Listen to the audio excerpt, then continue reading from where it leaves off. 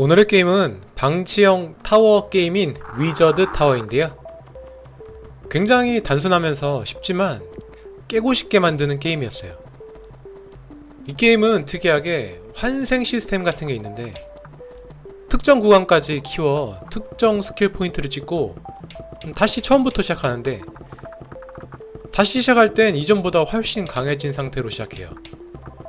그 상태에서 또 특정 구간까지 열심히 키우고 또 스킬 포인트를 찍으며 환생. 크게 부담감 없이 즐길 수 있게 진행되고요. 저는 굉장히 재밌게 플레이했어요. 그럼 시작할게요. 시작하면 귀엽게 생긴 마법사가 하나 덩그러니 놓여있는데, 마법사로 동그란 물체를 꾹 누르면 데미지가 들어가요. 30 데미지 주면 건물을 만들 수 있어요. 이 게임은 아주 직관적이에요. 자원을 모아 건물이나 업그레이드를 한다. 나중에는 유닛으로 높은 곳을 뚫고 더 높은 곳으로 올라가며 건물을 짓는다. 그리고 또 업그레이드를 한다. 이런 구조예요. 처음에는 직접 공격을 하며 마나를 모으지만 초반 구간만 넘어가면 직접 공격하지 않아도 수많은 소환물들이 대신 마나를 모아주고, 우리는 그 마나를 써 테크트리만 올려주면 돼요. 그리고 그 과정에 소모했던 마나를 기반으로 건물을 더 높게 올릴 수도 있고요. 이런 식으로 지식 건물에는 지식의 양을 더 많이 습득하거나 소환물들을 더 강해지게 만들 수도 있고요. 물론 스킬을 찍을 때마다 요구 포인트는 점점 늘어나니 한 가지만 몰빵하는 게 아닌 적절하게 골고루 찍어줘야 돼요. 초반에는 자원이 마나만 있지만 게임을 진행할수록 자원들도 하나씩 해금되는데요.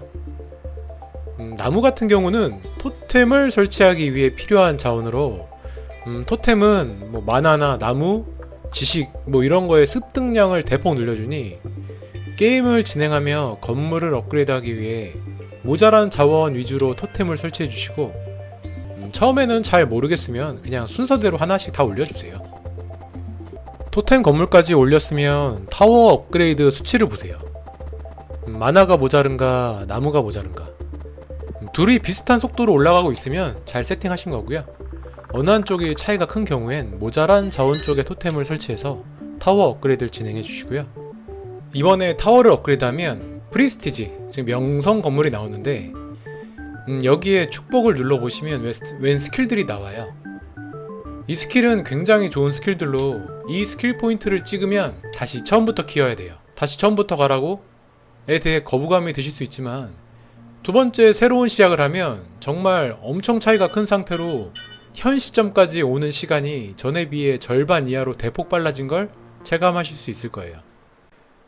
다시 시작하면 마법사 캐릭터의 평타 데미지부터가 심상치 않은데요.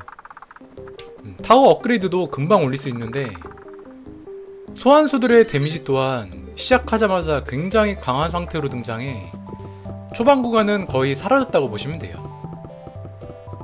어느덧 명성 건물까지 다시 올리고, 스킬을 잠시 설명드리면 왼쪽 부분은 찍지 않아도 자동으로 배어져 있는 패시브 스킬이라고 보시면 돼요. 명성 건물에서 총 획득한 스킬 포인트에 따라 해금되는 축복 구간이 다르니 참고하시고 스킬 포인트 찍어주시고요. 아카데미나 용의 둥지 등 새로운 건물들도 등장하는데요. 아카데미의 경우 자원을 획득하거나 데미지를 올리는데 이점을 주는 포인트를 찍을 수 있는 건물이니까요. 꾸준히 레벨업 해주세요. 용의 둥지의 경우 더 높은 곳을 올라가기 위해 공격해야 하는 데미지 부분 중 용이 차지하는 비중이 크거든요. 그래서 이 용을 핵심적으로 키워줘야 돼요. 그리고 새로운 건물인 대사관인데요. 건물을 누르면 외교관들을 보내 다른 지역에 자원을 채집하는 구조라고 보시면 되고요. 이 건물의 경우 전 맵에서 자원을 전부 채집했으면 전부 인구수 환불도 가능하니까요. 전 지역을 채집했으면 꼭 환불도 해주세요. 그럼 이제 명성을 다시 확인해 볼게요. 많이 모였네요. 그럼 두 번째 라인의 축복도 해금되었고요. 다시 환생해야겠죠? 같은 과정이니 생략하고 한 번 더 똑같이 환생을 진행했고요. 두 번째 라인까지 축복이 해금된 상태예요. 시작부터 느낌이 다르죠?